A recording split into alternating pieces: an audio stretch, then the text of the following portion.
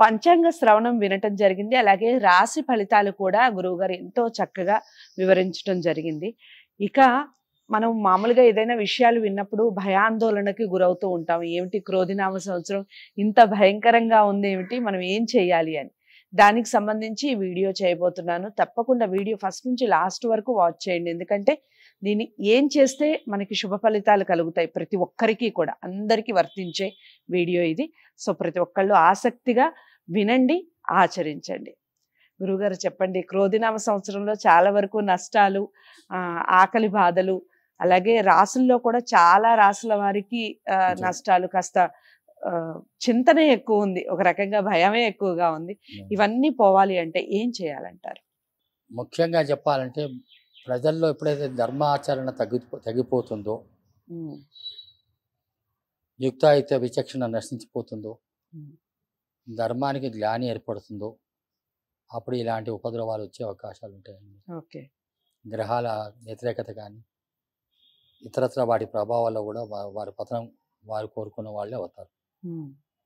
దీనికి ముఖ్యంగా చెప్పాలంటే భగవానుడు మనకిచ్చాక జ్ఞానాన్ని బుద్ధిని సద్వినియోగపరుచుకొని మన పెద్దవాళ్ళు చెప్పినట్టుగా ధర్మాచరణ చేస్తూ తర్వాత కనిపించే దైవాలైన తల్లిదండ్రుల సేవ ఆరాధన చేసుకొని తనకటి పెద్దవాళ్ళను గురువులను గురుస్థానాలు ఉన్నటువంటి వారిని మనం గౌరవించి ఏ దేవత ఆరాధన చేసినా కూడా సర్వదేవ నమస్కార కేశము ప్రతిగచ్చతి అన్ని నదుల నీళ్లు మన సాగరంలో కలుస్తాయి. నదీనాం సాగరోగతి అన్నట్టు. అలాగే ఇది కూడా దేవత ఆరాధన చేసే వాళ్ళకి ఏ గ్రహాలు కూడా వారిని ఏం చేయలేవండి. దైవారాధన ముఖ్యం అంటే దైవారాధన ముఖ్యమండి. ఆ దైవారాధన చేసే వాళ్ళకి ఏం చెప్పంటే ఏది కూడా మనం భయపడాల్సిన పరిస్థితి లేదు. కాకపోతే ఇప్పుడు ఒక బంగారు వస్తువు, అందమైన వస్తువు తయారు కావాలంటే ఎన్నో సమ్మెట పూటలతో పాటు కాలిన తర్వాత అందమైన వస్తువు తయారవుతుంది. మనకు అందమైన వస్తువు కనిపిస్తుంది, దాని వెనుక ఉన్న బాధ మనం చూస్తున్నాం, చూడట్లేదు. మరి అలాగే ఇక దీన్ని కనుక మనము సద్వినియోగం చేసుకొని సదాచార ప్రవర్తన ఉన్నట్టయితే ఇలాంటి ఉపద్రవాలు ఎన్ని వచ్చినా కూడా మనం దాటగలుగుతాం. కరోనా లాంటి ఉపద్రవాన్ని మనం అధిగమించాం. మరి అది ఒక రకంగా చెప్పాలంటే దైవీ కృపే కదండి.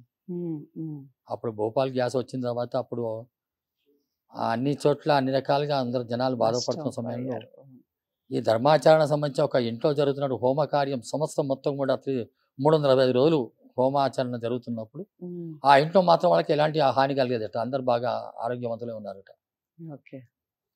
అంటే మరి ఆ యొక్క నమ్ముకుంటే దైవిక శక్తి అని చెప్పవచ్చు. తర్వాత అక్కడ ఆ పరిసర ప్రాంతాల పరిశుభ్రత, దీనివల్ల పరిశుద్ధి కావడం వల్ల కూడా వారికి మంచి వాయువు లభించడం వల్ల కూడా వారు చెప్పవచ్చు. ఇటు సైంటిఫిక్ అయితేనేమో వారికి మంచి ఆక్సిజన్ లభించిందని చెప్పడానికి ఆస్కారం ఉంటుంది. తర్వాత ఇక్కడ జరిగినాక దైవిక ఆరాధన వల్ల కూడా రోజు ఏదైతే హోమాలు పూజలు వాళ్ళు చేశారో ఆ ఇంట్లో అది వాళ్ళని కాపాడింది అని చెప్పని మనకు తెలిసిన విషయం ఇది. కాబట్టి ఇలాంటి ధర్మాచరణలో కూడా కార్య మన ఏదే కానీ భగవానుడు మనకు అన్ని ఇచ్చాడు. బుద్ధి, జ్ఞానము, వివేకం, విచక్షణ, అన్ని ఇచ్చాడు. ఇచ్చిన దాన్ని సద్వినియోగపరచుకోవడంలో మనం పని ఆధారపడి ఉంటుంది. ఇప్పుడు అగ్ని ఉంటుంది, దాన్ని వంటకు ఉపయోగించవచ్చు, ప్రమాదానికి ఉపయోగించవచ్చు, ఉపయోగించే విధానంలో ఉంటుంది. ఇది కూడా అలాగే. కాబట్టి దాన్ని సద్వినియోగం తీసుకుంటే చాలా మంచి శుభ ఫలితాలు కలుగుతాయి. అయితే ఇప్పుడు మా మిత్రులు ఇందాక శివప్రసాద్ గారు చెప్పినట్టు ఈ క్షేత్రం రామచంద్ర స్వామి దేవస్థానం ఉప్పల్లో ఉన్నటువంటి చాలా పురాతన క్షేత్రం ఇది. మహామహిమాన్వితమైన క్షేత్రం ఇది. ఇక్కడ స్వామివారి మూర్తులు గతంలో కూడా చెప్పడం జరిగింది. వారు సహజంగా స్వయం సిద్ధ వ్యక్తమైన అర్చామూర్తులు వారు.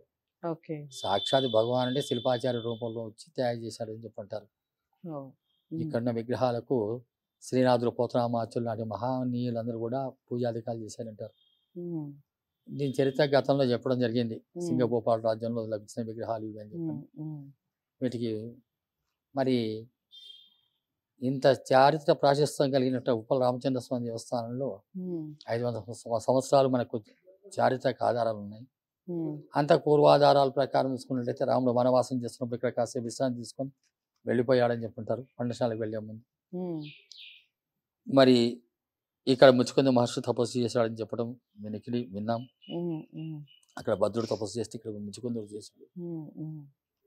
మరి అక్కడ రామదాస్ గారు దేవాలయం వృద్ధి కోసం ఆ కాలంలో అతను కష్టపడితే ఇక్కడ లక్ష్మణదాస్ భాగవత్ గారు కష్టపడ్డారని చెప్పి చెప్పుకోవడం జరిగింది. ఓకే.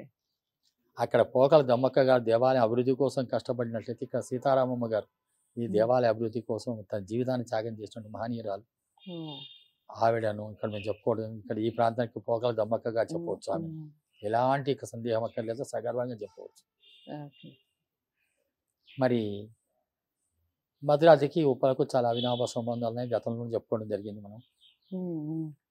అలాంటి మహాక్షేత్రం లోపల ఇందాక మనం అనుకున్నాం, ధర్మాచరణ చేసే వాళ్ళకు కార్యాచరణ చేసే వాళ్ళకి ఎలాంటి భయాలు ఉండవని. మరి ఈ యొక్క పాల్గొన మాసంలో సప్తమి నాడు ఆదివారం నాడు 17 సాయంకాలం నాడు ఆరంభమయ్యి వైదిక కార్యక్రమాలు ఆరంభమయ్యి 18 నాడు ఉదయం స్వామివారికి మహాభిషేకం, తర్వాత విశేష పుష్పార్చనతో స్వామివారికి ఆరాధన, 19 నాడు స్వామివారికి శాంతి కళ్యాణం, 20వ తేదీ స్వామివారికి మహాసామ్రాజ్య పట్టాభిషేకం. ఓకే.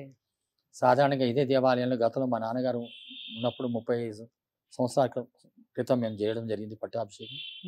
ఇప్పుడు స్వామివారికి స్వర్ణ కిరీటం తయారు చేయడం జరిగింది కాబట్టి పట్టాభిషేకం చేయాలనే సంకల్పం కలిగింది. కలిగి ఆ వస్తువు తయారు చేయించడమైంది. దీని వెనుక 30 సంవత్సరాల కృషి ఉన్నది.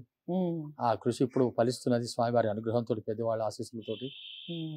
మరి అది సాకారం అయ్యే రోజు మనకు త్వరలో వస్తుంది, 20వ తేదీ వస్తున్నది. కాబట్టి ఇలాంటి కార్యక్రమాలు కూడా భక్త అగ్రేసరులు స్వామివారి కృపను పొందే వాళ్ళందరూ కూడా అందులో పాల్గొని కార్యక్రమాన్ని దిగ్విజయం చేయవలసిందిగా కోరుతున్నాం. అంతేకాకుండా స్వామివారి కృపా కటాక్షలందరూ కూడా లభించాలని శుభాశీస్సులు అందజేస్తూ ముగిస్తున్నాం.